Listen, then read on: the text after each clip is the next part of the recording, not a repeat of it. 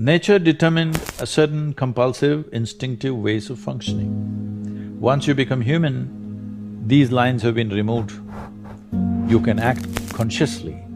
That means what you call as human potential is not of any kind of measurable limit. It can go as far as you desire or as far as you have the courage to walk. So when we say human potential, unleashing human potential, it is not about reaching the peak, it is a trajectory. Because what our life is a combination of a certain amount of time and energy. Time is rolling away for all of us at the same pace. If you sit, it rolls away, if you sleep, it rolls away, if you do something, it goes away, if you don't do anything, it goes away. You're happy or miserable, it goes away. Time is running out for all of us. So it's only the energy that you can do different things with. If you bring your energies to a certain level of intensity and possibility, what somebody does in 10 years, you may do it in 1 year. It feels like you lived here for 1,000 years, simply because you have managed your life energies in a certain way. So for me, a human being impactful means, how conscious have you become? This is very important. Because if you're in compulsive cycles, then your energy gets wasted in so many things. So 8 hours means 1/3 of life is gone. In the remaining 2/3, they have to eat, they have to, shower, bathroom, this, that, all this, another 2-3 hours gone. So literally 50% of life is gone, daily basis, just for basic maintenance of this life. 50% of the time is gone in maintenance. Remaining 50%, what they have, if you look at every single move that they may make with their body, their thought process, their emotions, you will see a whole lot of it is happening in compulsive cycles. Or in other words, if you are little sensitive to life, you will realize you are the biggest issue in your life. So this is one thing that I'm trying to do with people, that you are never the issue in your life. I'm not the issue. My thought, my emotion, my body is never the issue. My thought, my emotion, my energy and my body are my instruments of function. They are not impediments in my life. But I would say for 90% of the human beings, their own body, then the compulsions of the body, the compulsions of their thought, the compulsions of their emotions are ruling them most of the time. So when you yourself are a problem, well, you're on self-help. Why are we compulsive? What is it that's compulsive about us? Compulsion means we are going to the same place again and again. That means we're going in circles. The nature of physical existence in the universe is such, whether you take an atom, an individual atom, or the cosmic space, everything that's physical is always in cyclical movement. So, entire physical nature is born out of cyclical movement. That means compulsiveness. So do not misunderstand compulsiveness as something bad, it's the basis of your existence. It is a good platform. But you're supposed to stand on the platform and act. Right now you have become the platform, whether your body and mind works against you or works for you. This is a big difference. So there is enough evidence to show only when you're in pleasant levels of experience, this happens best. So obviously, joy is first, then growth. If you're joyful constantly and you have no fear of suffering because you understand all human experience comes from within you, and so you have managed to create the kind of experience that you want, now growth is possible unbridled. If you have the fear of falling down and suffering, you will not go very high. Right now, let us say you're joyful. If we look at your chemistry, it'll be in a certain way. Let's say you're miserable. If you check your chemistry, it'll be a completely different way. Now we have a technology with which you create a chemistry of blissfulness. So my chemistry is blissful, doesn't matter what's happening. Privileges of the nature of your experience must be in your hand. But suffering is something that you do in your mind.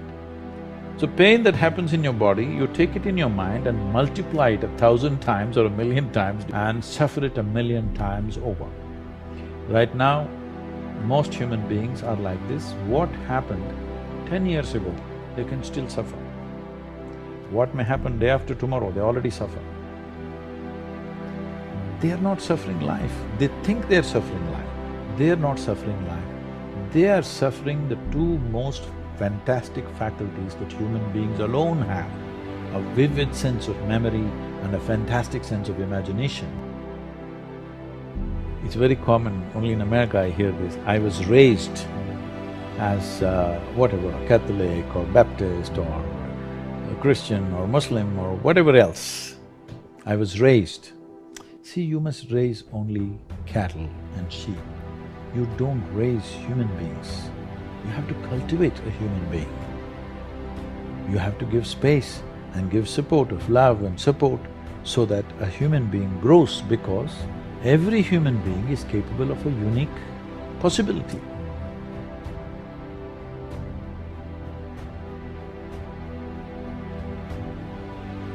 If inspiration is what you need, encouragement was what you need, I'm willing to talk. But talks will not bring solutions. They will bring some clarity. Solution will come only when you take a proper inward step. That's what inner engineering process is. We are doing everything possible to deliver it in as simple and as practical measures as it can be done. Content of our life will not change our life.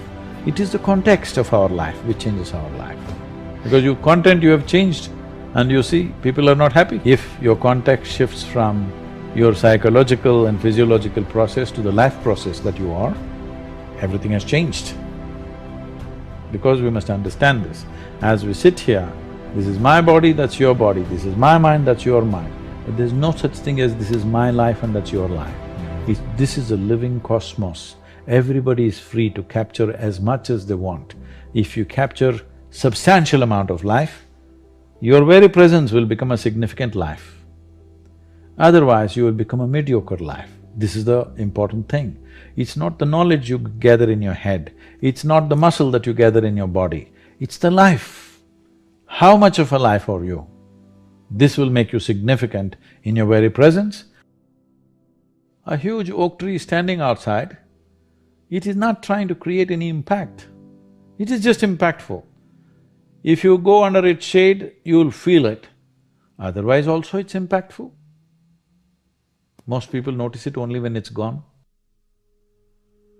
Fundamentally, if people understand that the source of human experience is within you, joy or misery, agony or ecstasy, pleasure or pain, everything comes from within. If I understand the source of my joy and misery are within me, then you know what's the obvious choice? Joy. It's the obvious choice, isn't it? So this one fundamental thing has to get across to all the human beings on this planet. Your experience is entirely determined by you. Karma means action. That means when we say your life is your karma, we are saying your life is entirely your making, 100%. What happens in the world, there are many, many forces involved. What happens within me, it's 100% me, 100%, isn't it? If you don't take charge of this, then you're an accidental life. When you're an accidental life, anxiety is very natural. So this is why consciousness means this, that you have taken charge of the instruments of life, which on most fundamental level is our physiological and psychological space. You've taken charge of this. Now your health, your happiness, your joy, your ecstasy, your misery, everything is in your hands. You exercise them as you want. Do you want to live in a beautiful world means what? Beautiful does not mean just a beautiful view of the ocean or something else. Beautiful means human life here is pleasant within every human being. The question is not about what I wear, what I drive, where I live, but how I am within myself. See, what we can do in the world is a question of times. in which time of history we exist, accordingly we do things. If we were here 100 years ago, we wouldn't be recording all this stuff, all right? We would be doing something different. But human experience is constant. Whichever generation you are, you can either be blissed out or misery. Always, forever. It has been so and it will be so.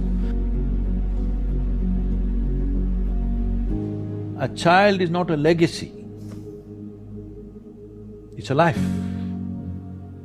And it is an individual life. It has to be what it has to be. To cultivate a child so that they know that the intrinsic intelligence and being human is more important than being influenced by this or that, it doesn't matter what it is. See, people have divided the universe. This is important, this is not important. This person is important for me, this person is not important for me. This is important for me, that's not important for me. You divided the universe. You will never know anything this way. Indiscriminate focus, indiscriminate attention. It doesn't matter who I speak to, who I am with, I'm the same way. Indiscriminate. Only when your attention and involvement is indiscriminate does the universe open up to you. You won't believe it, in this entire universe, most people like only 3 or 4 things. When you're so constipated in your head that you like only 3 or 4 people or 3 or 4 things in your life, how do you want to open up to the existence? Because life is happening because of its openness. This is a fundamental difference between death and life is, people are thinking it's just breath, all right, on one level. That is also openness. Whether you allow this to happen or you don't allow it to happen, whether you did it consciously or unconsciously, but it's happening, isn't it? Openness is on every subatomic particle, is in communication with everything. That's why this is going on. Breath is happening, so much is happening in connection with everything. It is only in openness you're alive. As you close doors, you're dying in installments. Dying in installments is torture. See, life is fantastic if you're alive and fully alive.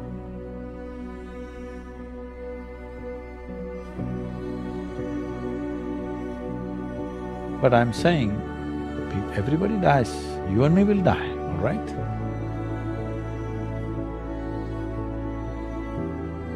If you're dead, the game is over. But if you're half dead, oh, this is endless torture to yourself. When you are being tortured, of course you'll share it with everybody else.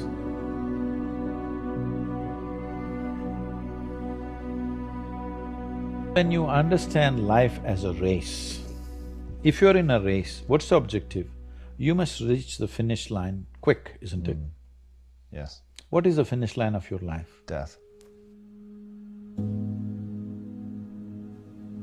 There you have it. This may not be a conscious process, but life within you is understanding it like that. When you… see, you must understand this, whether you are conscious of it or not, any human being. Right now, if you make yourself miserable, you must understand you are sending a message to every cell in the body that I don't want to live. You might not have articulated it in your head yet, but when you become miserable, you notice suddenly your body seems heavy and it's like, doesn't want to get up from this chair. Have you seen this? Yes. When you're happy, you're willing to bounce at everything and do everything, bend backwards if necessary. Why this is happening is the message has gone to every cell in the body, this guy wants to die. They're all thinking, okay, what can we do to help him? But by then, of course, you'll recover. So you want to die, you want to live, you want to die, you want to live. The body is getting confused because you must understand this is a very intelligent body. It's taking instructions from you. Every cell in the body has an enormous sense of memory and intelligence. If you keep sending wrong messages, if they act, you're dead. Because you're sending contradictory messages, you're not dead, you're half dead. You can give it any number of exotic names. Essentially, you have turned your intelligence against yourself. this is supposed to work for you, but now you've turned it against yourself, it's working against you.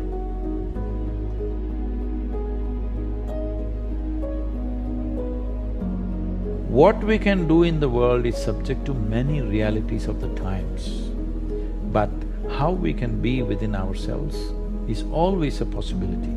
So what is always a possibility must be manifested. Whether you will run faster than Mr. Bolt or not, whether you will climb Mount Everest or not, this is not the point. Those things are subject to individual tastes and individual likes and dislikes. But will your experience of life on this planet be pleasant or not? At least this one thing we must determine, that every human being's experience of life on this planet is pleasant. That much we must do, and it's doable.